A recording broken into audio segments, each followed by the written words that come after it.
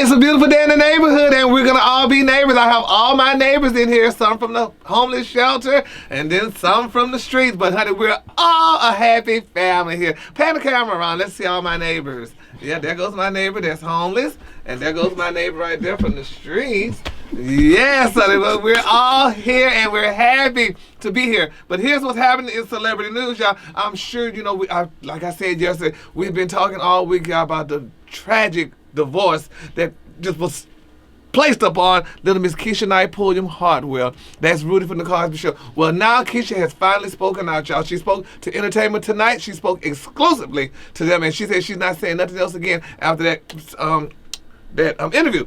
But anyway, she told us, y'all, that her husband just woke up one morning, he kissed her and said, "Bye, baby, I'm about to leave." But he said before he left and walked out that door, he told her, "You know what?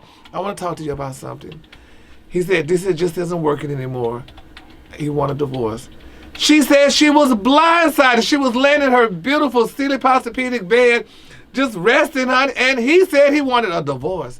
How could you do that to poor Keshia Knight Pulliam? She's pregnant. He said, she was saying, like, how could he do this to his daughter? But he did. He walked out on his unborn daughter. But she said she's going to be okay, honey. You know, it's really hurting her right now, but she's going to be fine, honey. So, ladies, y'all look out for Ed Hartwell, honey. He's something else, honey. He'll walk out on you, honey, when you're pregnant. Oh, I tell you. Could you imagine? If he would have only did the right thing, well, she couldn't have gotten pregnant. We wouldn't have had these problems. But we just need to keep her lifted up in prayer, honey, because men are doing that these days. Speaking of men and doing, I don't know if y'all heard, honey, but you heard the show Sweetie Pies? Have y'all heard of Sweetie Pies? Y'all heard of Sweetie Pies? Well, anyway, Miss Robbie, honey, that's Miss Robbie on Sweetie Pie. Her son, Tim, I don't know if y'all heard the disturbing news, but Tim has robbed his mama blind. It's being reported, y'all, that Tim took all the money. They say Tim then opened up all kind of restaurants on his mama's name, under the Sweetie Pie's name and stuff, refusing to pay the money back, so she's filing a multi-million-dollar lawsuit against him.